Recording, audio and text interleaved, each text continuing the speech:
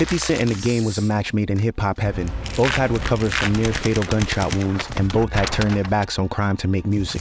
When Game signed to Aftermath in 2003, he was placed under 50's mentorship, joining his group, G-Unit, a move designed to generate buzz around Game. The pair's partnership appeared to be flourishing when the infectiously catchy underdog anthem, Hate It or Love It, was released in 2005, taking the charts by storm.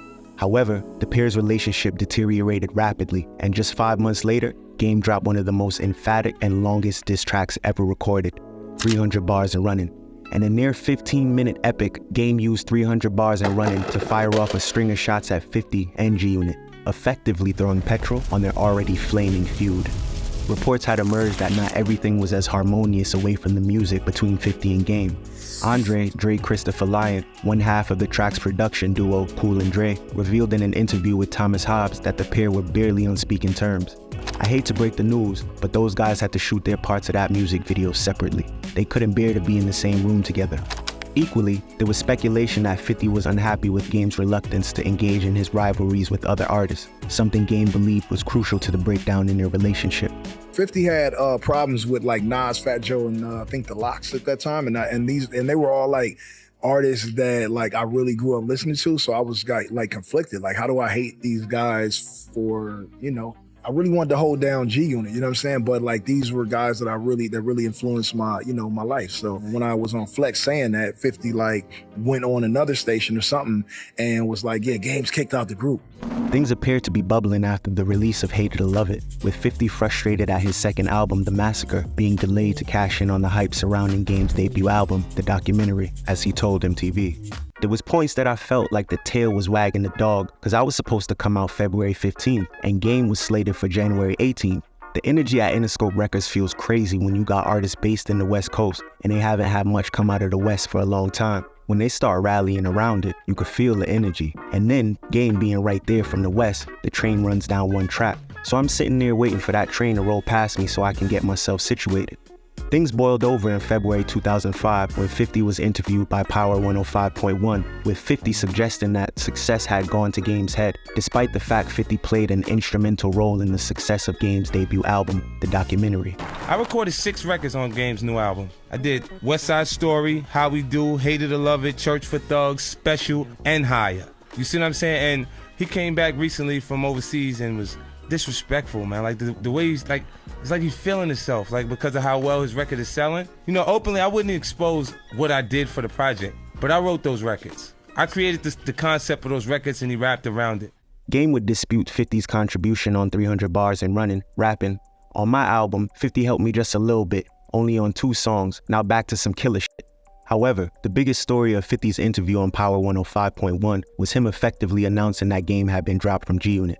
When asked by the interviewer, "So where does he stand as far as G-Unit is concerned right now?" Across the street or around the corner. He's not in my camp. Not at all. No way. Not after being that disrespectful. Things escalated dramatically on February 28, 2005, when 50 was interviewed on Hot 97, where he doubled down on his assertions that G-Unit had dropped Game. The interview was cut short when Game arrived at the studios alongside his entourage, resulting in a brief shootout between the two camps. In March 2005, Jimmy Iovine, co-founder of Interscope Records, organized a press conference between the pair that appeared on the surface to be a reconciliation, with Game apologizing for his behavior. "I'm almost ashamed to have participated in the things that went on the past couple weeks. I'm here, I'm apologetic." However, the media speculated that the press conference was a facade, and Game revealed in 300 Bars and Runnin there was no sincerity. 50 whispered in my ear, like, "We still bonding? We ain't friends. I'm just acting like Charles Bronson." The truce didn't last long, with Game using his performance at 2005 Summer Jam to repeatedly attack 50 and G-Unit, with Game coining a new slogan, G-U-Not. During his performance, Game tossed his G-Unit chain into the audience, insulted 50 several times, and even had someone dressed in a giant rat's costume, an allusion to 50's alleged snitching, who was mockingly beaten by members of Game's entourage. Game would ramp up his attack significantly on 300 Bars and Runnin, which was unprecedented in its length. The length was an evolution to Game's The Breakdown, 200 Bars and Runnin, with its title referring to the number of bars in the track. Produced alongside DJ Ski, the track revolves around samples of numerous famous hip-hop tracks, including other high-profile diss tracks such as Jay-Z's Takeover and Eazy-E's Real Motherfucking G's. Speaking to Tim Westwood, Game revealed his motivations behind 300 Bars and Runnin, arguing that 50 was jealous of his success.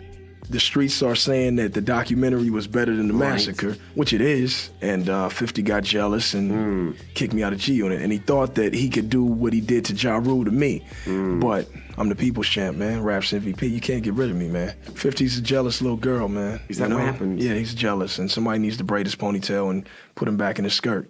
Game told Westwood 300 Bars and Runnin carried a lot of emotion behind it. So much anger bottled inside me from 50 and G-Unit just trying to assassinate my character that I had to annihilate him. Game doubles down on those motivations in 300 Bars and Runnin.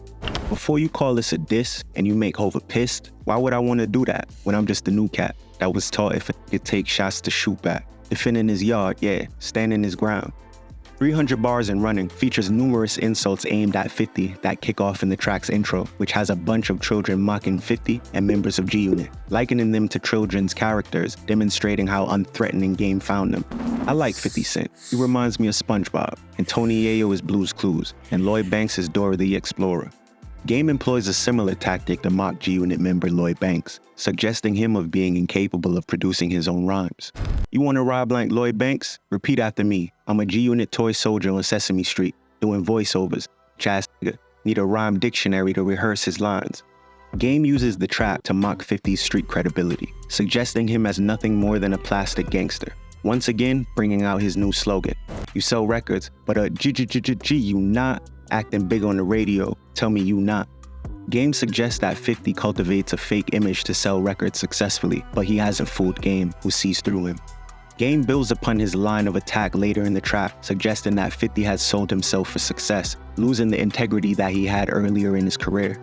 Get rich or die trying, we thought you was hot. Now the same nigga wanna take us to the candy shop. Come on man, what happened to the thug? Candy Shop represented a significant departure from the more gangster rap orientated sound of Get Rich or Die Trying, but it was a successful shift, providing 50 with another #1 hit. Game also attacks 50's lyrical abilities, laughing at Lloyd Banks for turning to him for help. We was in the studio when I first got signed. He got stuck, he called 50, tried to borrow some lines. That's the wrong nigga when you need help with your rhyme. All he gonna tell you is say G-Unit one more time. There's an element of irony to this, as 50, in his Power 105.1 interview, had derided Game's lyrical abilities. He's a great rapper, he's not a good songwriter. Arguably, Game saves his harshest remarks for Young Buck, hitting him with a string of threats. I tried to spare you, Young Buck, now it's time for payback. It go, how you from Cashville but you ain't got no cash? Said my name, now that's your fucking ass. Kept your mouth shut and I gave you a pass.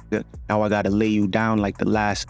Referring to Buck's debut record, Straight Outta Cashville, Game's comments would go on to be true years later, with Buck filing for bankruptcy in 2020. However, not all Game's jabs landed, and his prophecy about Tony Yayo was miles off. Tony Yayo, I bet you 10 G's you flop. Yayo's debut album, Thoughts of a Predicate Felon, released in August 2005, debuted at #2 and went platinum. Game uses 300 Bars and Runnin to emphatically sever all ties with 50 and G-Unit. Cause I don't wanna be cool, I don't wanna be you. I don't wanna shake hands or wear your G-Unit shoes. Don't want you on my hooks, don't wanna be in your group. Unsurprisingly, 50 responded to 300 Bars and Runnin, but not with words. Instead, using the video of his track Piggy Bank to mock Game, who was parodied as Mr. Potato Head. Recorded prior to the pair's feud, Game is actually mentioned positively in Piggy Bank. But in February 2006, 50 let his words do the talking on Not Rich, Still Lying, which he mockingly raps from the perspective of Game. The following years saw the pair throw numerous diss tracks at each other despite their declining popularity as major artists. In a 2009 interview with MTV, Game issued an apology to 50. For 50, I'm just gonna apologize to him, just as a man. It has nothing to do with music or beef or nothing like that. It ain't about being a bigger man. He can take it and say, Game is apologizing? Game's a sucker, he's apologizing. I'm apologizing for me to him, to Dr. Dre, to Jimmy Iovine, to Eminem, to all the fans. Because if you think about what Interscope was when we were gelling, man, we were it. We were an unstoppable force. Despite Game's apology, the pair continued feuding in the following years, with 50 firing shots at Game on Love Hate Love and My Life. Game wasn't a part of G-Unit's reunion in 2014, despite bizarrely appealing for the group's reunion on Twitter back in 2010. When the pair were spotted at King of Diamonds strip club in LA in 2016, it appeared that the beef may have finally been squashed. However, the pair's feud continues to rumble on, with Game dissing 50 alongside Eminem on his 2022 track, Black Slim Shady. As a diss track, 300 Bars and Runnin may lack the venom of other famous diss efforts like No Vaseline or Hit 'Em Up, but for the sheer scope of its ambition, it's an impressive illustration of Game's talents and a key moment in one of hip-hop's longest-running feuds.